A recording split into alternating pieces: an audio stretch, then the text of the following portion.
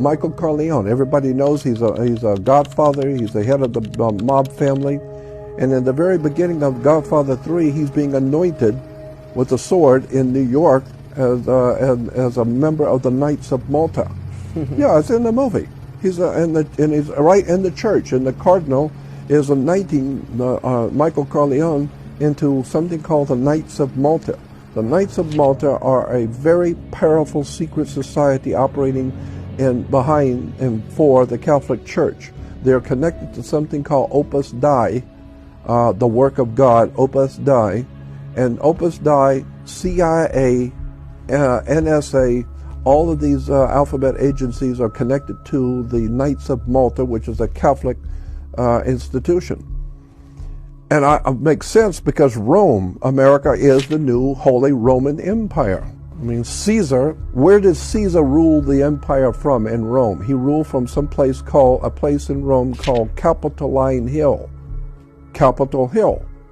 And in the reference books, you can read in the history books where Caesar in the morning would go up on the hill. Well, we still say that. You know, the president's up on the hill. What was he up on the hill for in Rome? Well, he was going to officiate over the Senate. That's what we got. We got a Senate up on the hill. It's all Catholic. It's all Jesuit. It got nothing to do with Jews. We're talking Vatican, the Holy Father. This is why all over the world, all the politicians go and kiss the ring of the Holy Father and bow down and kiss the ring. Why? Because he's the Holy Father. He represents God. He is the Godfather. We're talking Rome. We're talking powerful occult orders of secret societies, Opus Dei. They're the people Rome gave birth to something called P2, Propaganda Due.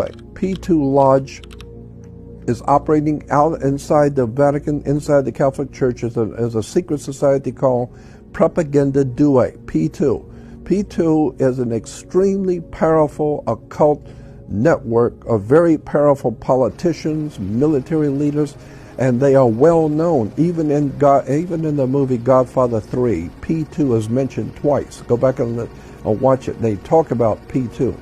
And there's a time when the young man who's taking over the Godfather position is meeting the Grand Master of P2, Propaganda Due. It's in the movie. And he introduces him as the master of P2. It's a trick. The whole entire world is a business. And the more I learn about this, the more you see how this stuff really works. It's extraordinarily scary stuff. So it's very difficult to get out of the system, and I'm not sure you want to. There is a way to get out. There's actually a fairly easy way to get out from the system. But here's the problem. When you opt out of the federal system, you don't want to be a federal employee anymore. You can become a state citizen.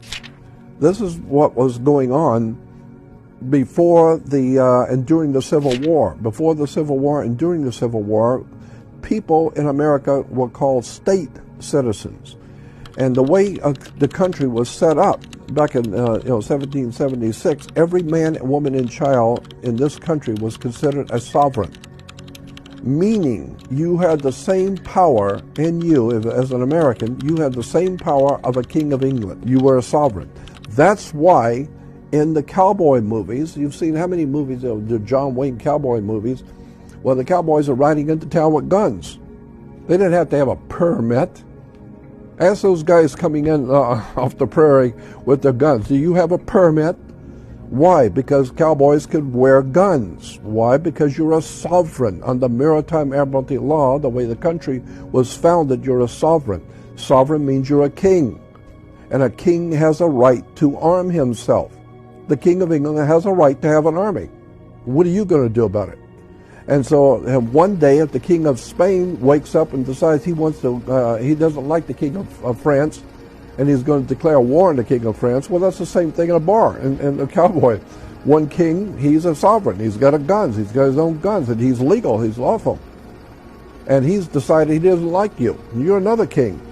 So now you got two kings, and they've got and now they've got a bad situation here. Well, go out in the street and solve it. Why? Because that's like the movie High Noon. Cowboys could go out in the street in America in front of the sheriff and draw on each other. Why? Because the law says that you are a sovereign. And as a sovereign means you're a king. You can do whatever you want, but you're going to pay for it. Because if you're carrying a gun, well, so is he. And so if you're going to go out in the street with a gun, just know this is serious. One of you is not going home tonight, right? And so that was the way America was founded. To go back to the idea that there was a time when you could become a state citizen. And if you're a state citizen, that means you're not in the federal system, because the federal was referred to as a U.S. citizen. But no, if you were born in Colorado, you could say, I'm a Colorado citizen, not a U.S. citizen. And so you can do the same thing today. You can become a state citizen today in America. And once you do, you're out of the federal system completely. And the federal government no longer has any jurisdiction over you at all, period. I mean, if you have a wife and your baby and your kid is in my house and he's acting up, I can't discipline him. Why? Jurisdiction. He's not mine, he's yours. If anybody's going to do anything, you, not me, because I don't have jurisdiction.